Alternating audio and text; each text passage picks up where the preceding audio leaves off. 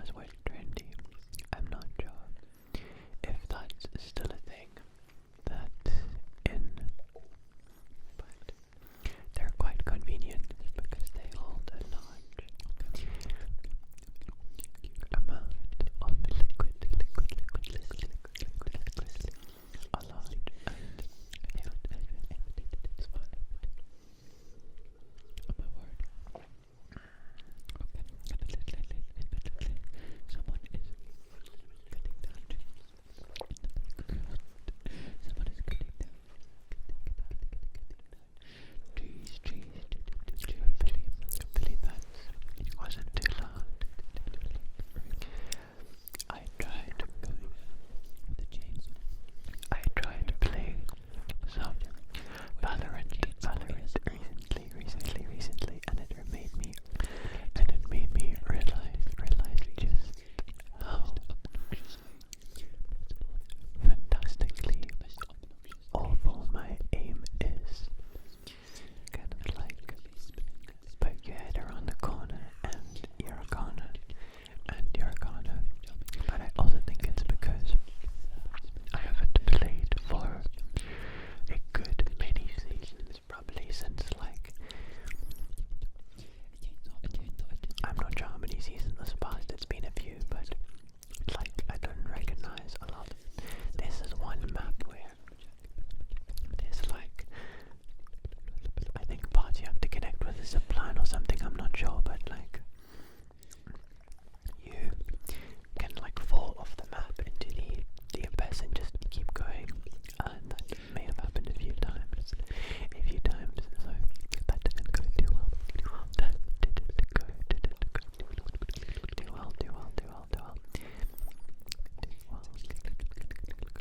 Let's do some more stickers.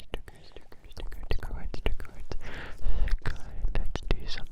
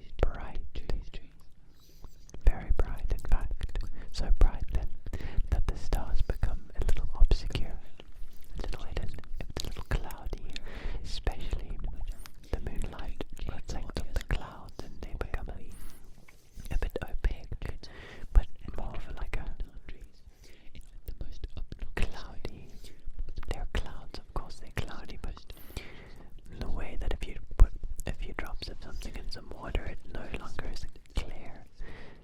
Murky is the wrong word because perhaps that has a different connotation to it, but you get the picture, I imagine. It just obfuscates the view of the stars a little bit and makes it a bit more less clear. What's really lovely is when it's just rained, there's been a storm or something, and then the night after that, the sunset is especially long, and the stars are incredibly bright because the dust, the dirt, the haze has been washed away from the air, and it's clear and clean and crisp. Perhaps cold if it's winter. The winter skies can be quite beautiful, as can the summer. Then you can see the Milky Way and all of the different constellations in their glory. What's also quite magical is if you go to a place where there's really darkness, where there's very, very little light pollution, the Milky Way becomes so bright that it's actually difficult to distinguish the different stars. It's this incredible sway band going across the sky of just bright light, blazing and sparkling in the night. And the brightest stars you can still pick out, but all these dimmer stars sort of come to the fore. And I'll perhaps share a picture that I took I stayed a month or so in this mountainous, foresty, cold place where it was quite remote, and the sky from there was really quite something. You could see with your eyes star cloud. I don't know if you call it clouds, but when you see those star formations with like different colors and such that you usually see through a telescope, you can see a little bit of that with the naked eye. Of course, when you take a picture, you can see so much more, but it's quite amazing to see what's out there. Really, I guess it also puts things into perspective. Although the things our concerns, our fears, our worries, our cares,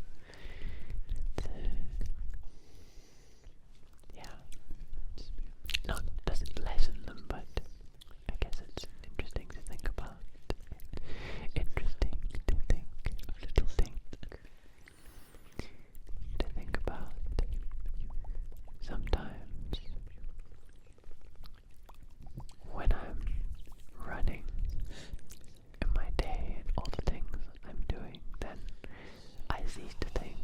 You become so submerged in the mire of things. I can't say that for others. I don't know what others experience, I guess, but for me I become so submerged in the mire that I perhaps don't have thoughts about things that are wondrous. Yeah. I think being in nature helps with that. If you have the chance, if you have a park or a place with green or living things, it can be very soothing to experience some time. And if you're so lucky to be able to have forests or wider open spaces, that can be quite magical as well. Just really being inside all the time. If you are in fact inside, I think one's environment affects their thinking, so sometimes it can be helpful if you're trying to have more focused thoughts that converge on lists and executional tasks and that sort of thing. But if you want you to have the kind of thoughts that are where loose connections are made to different things that might seem unrelated, but kind of like creative thinking is the wrong way of putting it, I think, because you can have, let me look it up. No, actually, we'll just ramble. You can have creative in either mode of thinking. Creative, you can think creatively, but having that loose kind of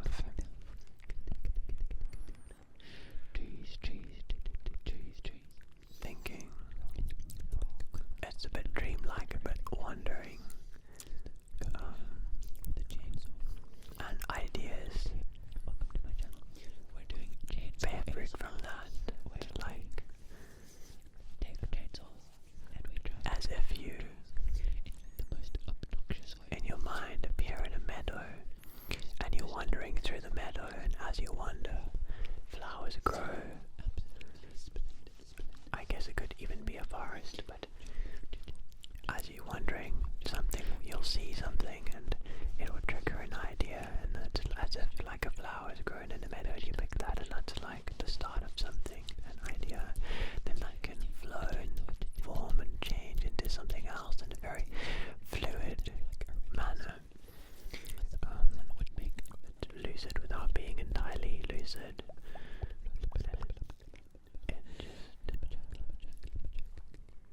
It goes against directing the thoughts in a very strong manner. It's almost like, for me at least, I don't know if others experience this, but when you try to think of something, you try and remember the thought you had, or a thing, like if someone interrupts you and you're like, what was that thought? If you try and force the thought, if you try and force yourself to remember, it doesn't happen, but instead you need a little bit of a looser hold on the reins of your thought to let it kind of follow a wandering path of connections, and then if you can kind of relax your thinking in that way, then you will often arrive at the thing much quicker than if you tense up your thinking, or try to force it to go in a particular direction, because it's in fact it's almost as if one doesn't know which direction to take, so you kind of almost tracing your steps back. I suppose it doesn't really apply to thinking creatively, thinking in that wandering manner, because it's more like you're wandering around your mind, your thoughts, your mind, and then ideas are coming into the fore. I find it quite helpful when you want new ideas, because you kind of got to break yourself out of the mold, the rhythm, the routine of whatever you're doing. You want some new, that's I suppose where inspiration helps. You want to intake in new ideas, but you don't want it to be like an endless elevator going in a direction, like when you are watching content and you just scrolling endlessly. You want to intake in things and then be able to flow from one thing to another. You want a moment to stop and ponder the thing, to, I guess that's why being outside can have that, being in nature can have that effect, because you can experience it, but it's not an all-encompassing experience. You still have space to exist in your thoughts whilst you are experiencing what is around you. It's stimulating enough that it's calming and relaxing but not so stimulating that it overtakes any kind of dialogue that you might have with yourself in your mind. If you think in dialogue, perhaps the way the thinking is an experience or in visual or sound or colour, or some other manner. But yeah, I find it is helpful to me. Then you can come back and be refreshed even from like a task you were doing. What constitutes a break is also very interesting to me. Like, it's not so much, it doesn't so much feel about how long the break is, but can you shift, can you mode shift to something else that's so completely, I guess there is an element of relaxation and recharging that needs to happen, but like, do you come back and actually feel mentally refreshed? Do you feel like you are more effective at doing the thing that you were doing than before you left? Like your ability or amount you can engage with it has increased or has reset. That's something I'm still trying to figure out what that is for me. I think nature does it quite well. Movement, exercise, it seems to help.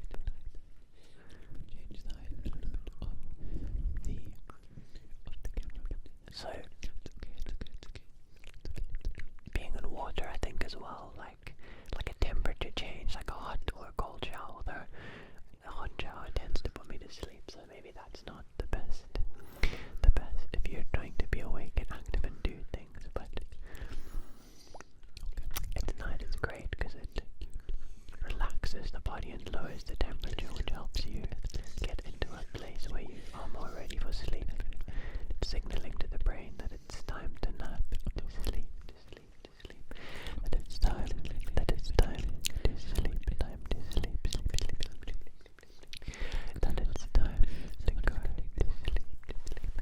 Let's do some more triggers. I think that was a little bit too much of a ramble, Let's see, what shall we do? What trigger shall we do?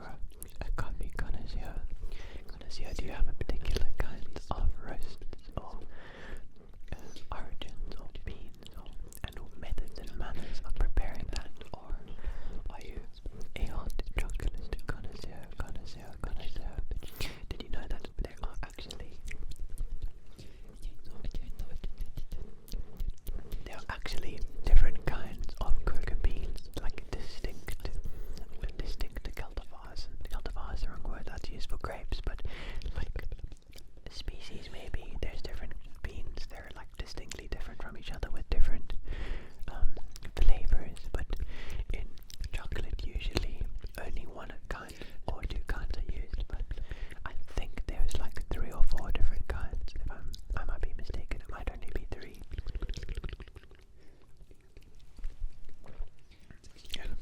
It would be so.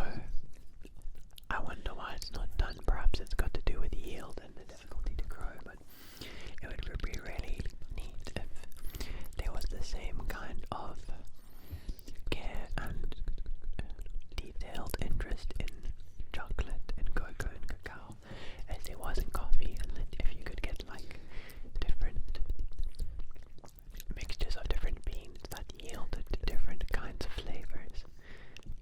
I think, and even maybe different brewing methods and techniques. I think that could be really something, quite something. Like artisanal, maybe is the wrong word, but yeah, that could be pretty interesting. Pretty interesting, I think.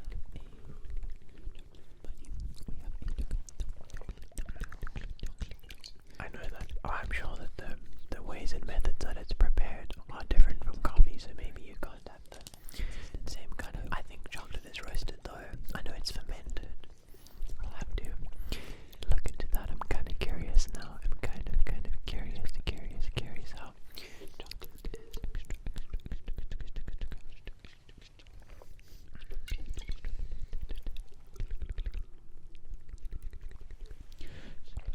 Oh, that is some good coffee. Good coffee. I am not that much of a coffee connoisseur, but I am quite particular about the kinds of things that I like. I can think there is some. If you go and order a coffee from a barista or from a place that makes coffee with one of those large coffee machines where you have an espresso and like hot water, I think it's hot water or steam, I'm not sure, is put through it. Then, like if you're having a cappuccino, for example, there's like a few different variables that make a decent cappuccino. Temperature, you want it to be a drinkable temperature, not too hot. You want the milk to be frothed properly, like you want the bubble in it, the texturing of the milk